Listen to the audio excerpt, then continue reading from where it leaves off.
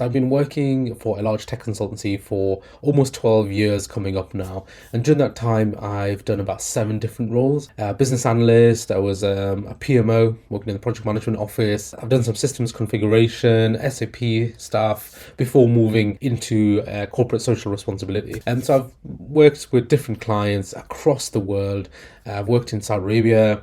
I did some training in San Francisco, in the States, and working for big multinational billion-dollar companies. So I've accumulated a certain amount of experience. Show me. Over the last 2 years, people have been asking me for advice and guidance on how to get into the tech sector. So students, trainees, people that have been doing boot camps and things like that, reaching out to me on LinkedIn, etc. So I thought, why not just create this video that will hopefully help people and give them some guidance. So these top 5 tips are not about your technical ability, but more your mindset, those soft skills, and how to prep. So let's dive in, guys. Here's my top 5 tips to get into the tech sector. So number 1 is having a growth mindset, that ability to learn on the go and face challenges head on, not being kind of stressed out by something that you've not done before, because that's going to happen all the time. Once you get into a corporate, a company, any job really, there's going to be unknowns happening all the time, continuously. Even now, where I'm 12 years nearly into my journey at my current company, and there's things that I'm still learning and I'm unsure about, but having that mindset of finding the answer and figuring it out, working with others in your team to find a solution to the problem that you're facing. I solved it! Persevering and being resilient in your approach. So this is really important, I would say, and it's something that if you can demonstrate in that interview, it would hold you in really good stead.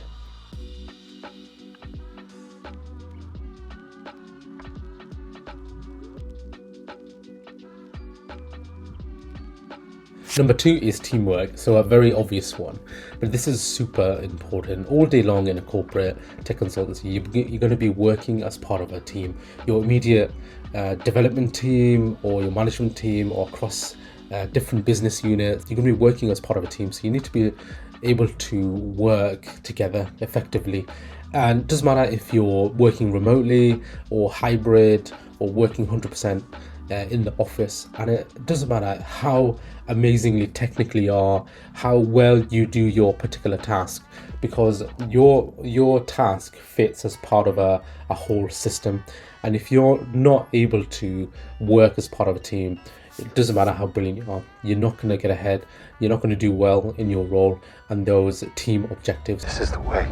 At the end of the day, you're all working together to deliver something, an output for a customer, for the department, for whoever it is. Everyone has a customer. Number 3 is authenticity. I did hear even someone mention this, and they said, they are looking for people that will be their authentic selves and bring their authentic selves.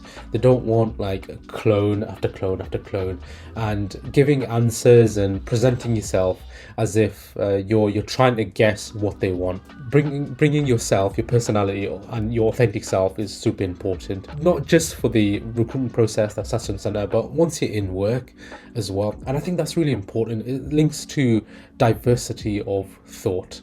So for example, in my interview almost 12 years ago, that assessment center, all I could talk about in my interview was the volunteering that I had done out in Peru. So about 75% of the interview, I just spoke about the teaching that I did, some of the cloud setup using Dropbox that I did.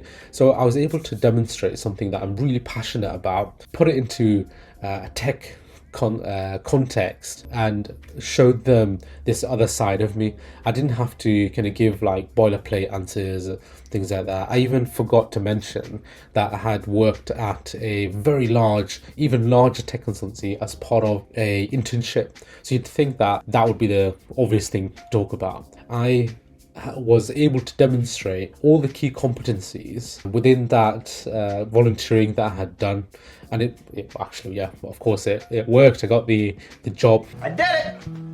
That's kind of the power of being authentic. And naturally your energy and passion will come through that answer. Number 4 is do your research. This is hyper important for so many different reasons.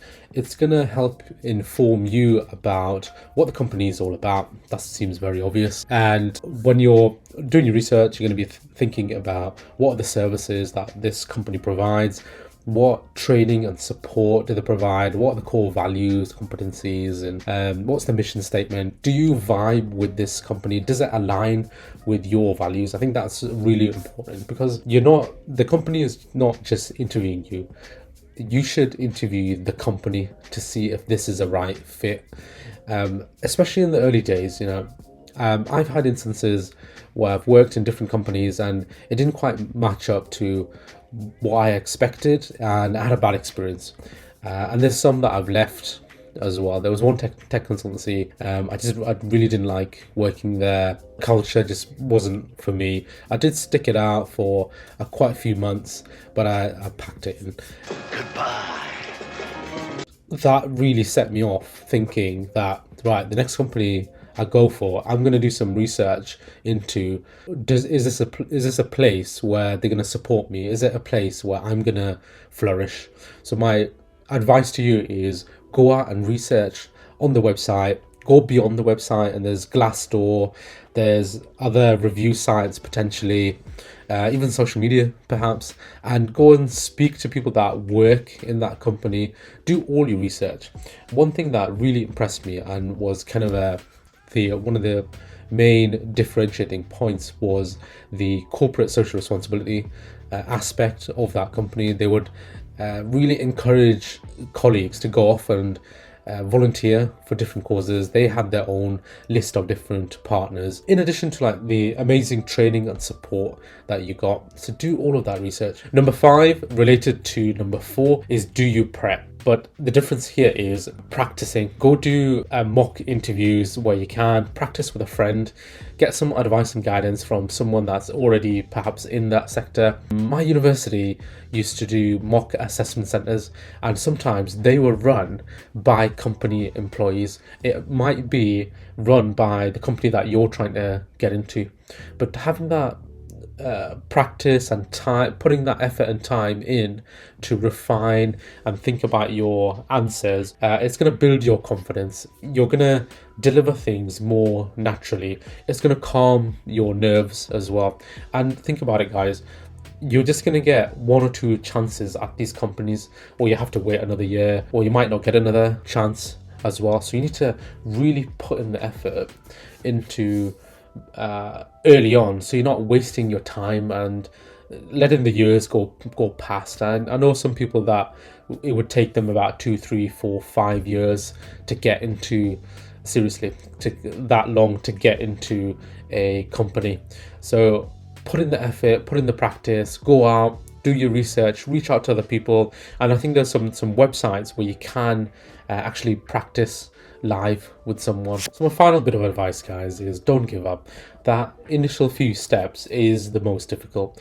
Once you've got your foot through the door, you're going to start flying. I put in so much effort in the beginning to land my first role, and it was so worth it. I forgot all the pain, suffering, sweat and tears that I went through to land that job. I did it! Anything that is worth doing, it's going to take some effort. And once there's this amazing quote. What was the book? It was in Melinda Gates' book, and her book's called Moment of Lift. And in the first chapter, at the very beginning, I think it's the first page, she talks about how rockets, they expend the most energy trying to escape the atmosphere. So the moment of lift. So I think it's something like 90% of the fuel is burnt trying to push through that atmosphere. But once it goes past that atmosphere, it's cruising, and it does not need nowhere near as much effort or fuel. Once it pushes past that atmosphere, that barrier, it's cruising, and it doesn't need nowhere near as much fuel to go to the moon. Think of it the same way. Just don't give up and keep going. You'll hit that atmosphere and then you'll be rocketing. I hope this video has been helpful. If you've got any questions, please post them down below and I'll do my best to answer them. Thanks for watching, guys, and I'll see you in the next video.